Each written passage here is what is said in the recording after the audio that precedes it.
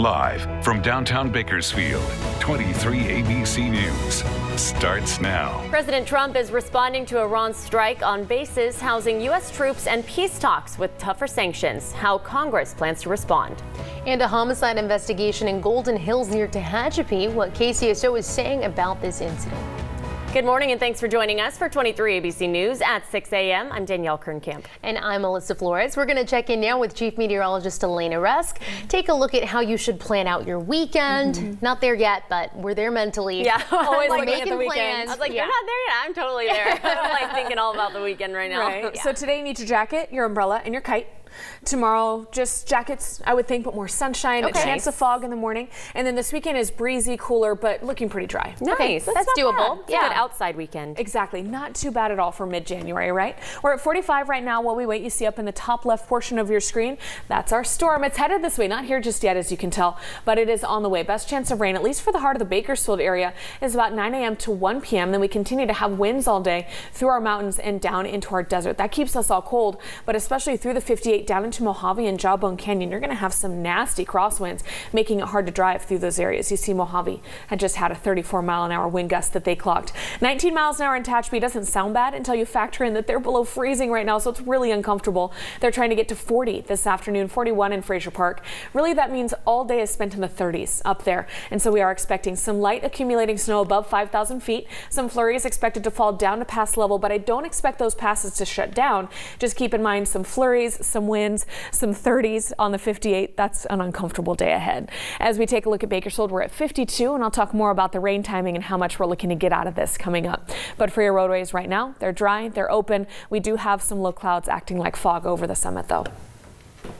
The nation has stepped back from the possibility of war with Iran. President Trump signaled no new U.S. military strikes following an Iranian missile barrage on Iraqi bases housing American and allied military forces, an act that they called retaliation for the U.S. President Trump now intent on de-escalation. ABC's Serena Marshall has more from Washington.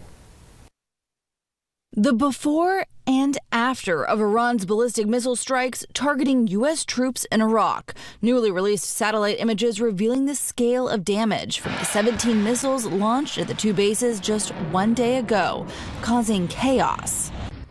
Each missile carrying a 1,000-pound warhead. They were intended to cause structural damage, destroy vehicles and equipment and aircraft, and to kill personnel. Even as Iran claimed victory and troop deaths on state TV, there were no casualties for U.S. or coalition forces. The president saying that's evidence Iran was standing down, and instead of retaliation, talking tougher sanctions. The fact that we have this great military, we do not want to use it. American strength, both military and economic, is the best deterrent. And the president saying this. We must all work together toward making a deal with Iran.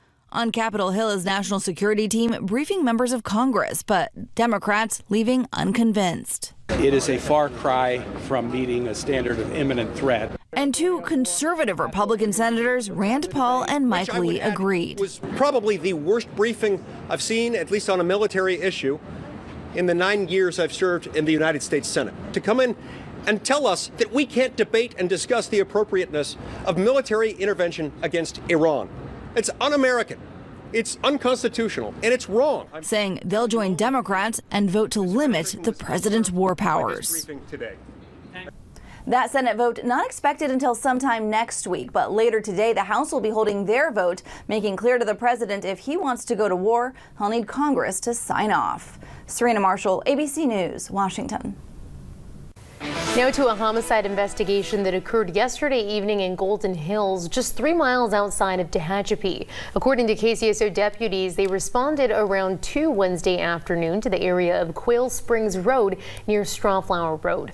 When they arrived, they found a 55-year-old woman dead from traumatic injuries. The sheriff's office is investigating this incident as a homicide. If you have any information, you can call KCSO at 861-3110, or of course, if you wish to remain anonymous, you can call the secret witness hotline at 322-4040. And take a good look at these surveillance photos. The Bakersfield Police Department is asking for your help in identifying and locating suspects responsible for a burglary that occurred at a business on Gosford Road just south of District Boulevard on December 24th at about 11 a.m. The suspects were caught on video surveillance entering a business and removing the victim's purse. A short time later, the suspects captured on surveillance cameras at the Valley Plaza Mall using the victim's credit card to make fraudulent purchases. Anyone with information on these suspects is asked to call BPD at 327-7111. A fire in East Bakersfield closed down a portion of the roadway for a period of time after flames engulfed an abandoned building. Fire crews were dispatched just before 1:30 yesterday afternoon to California and Mount Vernon Avenues. According to Kern County Fire, the building appeared to be a garage or storage building. The fire was knocked down quickly by both city and county crews. No other buildings were harmed. The cause at this time is still unknown. A new report shows buying a home is actually more affordable than renting in 53% of U.S. housing markets. But that's not the case here in Kern County, according to the report. 23 ABC's Imani Stevens joins us live in studio to break it down. Imani? Good morning, Danielle and Alyssa. This is the map for this report. So the orange circles represent rent, the blue represents buy. On the East Coast, you see a lot of blue, but on the West Coast, you could see this orange. And here in Kern County, it says it's actually affordable to rent, but some local experts disagree with this. Experts say it all depends on your budget and what you're looking for in regards to housing. The Adam Data Solutions report shows that it is more affordable to rent here in Kern County, but a local realtor who manages rental properties accounts a few factors into the current rental market. The current market here in Bakersfield for renters is a little difficult. There is a high demand for rental homes, especially in the Northwest area, and a lack of inventory. The average rent for a 3-bedroom this year will cost renters an average of $1,400 a month, according to this report. But there are more benefits such as stability for being a homeowner, experts say. The benefits of being a homeowner far outweigh being a renter, but there are people that is their only option at the moment. They can't qualify for whatever reason to buy a home. But the benefits are so strong for being a homeowner. Renters, on the other side, Clemmer says know what they will pay each month. The stability of your budget, knowing what you're going to pay every single month. There's no unaccounted expenses. The hot water heater, you don't have to replace that. Roof leaks are all put on back on the owner. So you know that you're going to pay that rent value every single month. However, if the market crashes, that impacts the prices for renters. You know, it is less expensive to rent, but as soon as we fall in a downward crisis and people are pushed out of their homes due to foreclosure or short sales, our rent values do increase because those people are pushed out of the buyer's market and owner's market, and they're pushed into the rental market, which in turn with, supply and demand pushes up the rental.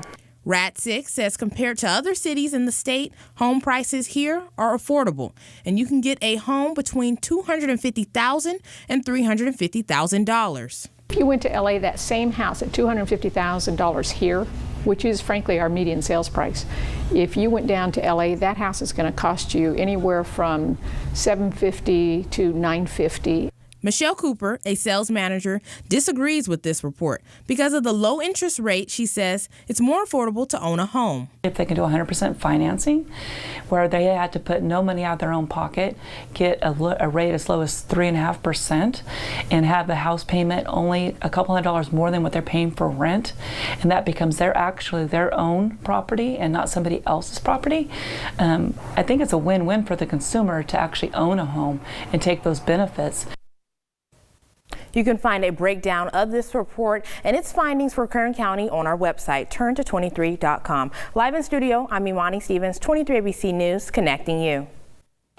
This morning, 26 officers will be graduating from the Bakersfield Police Academy. The Bakersfield Law Enforcement Training Academy class will host a badge pinning ceremony just outside of the Bakersfield College Edward Simonson Performing Arts Center at 10 a.m. And then the graduation ceremony is set to be held inside the Performing Arts Center today later on at 11 a.m. It's open to the public. Congratulations to all of those officers. A lot of hard work goes in before these ceremonies.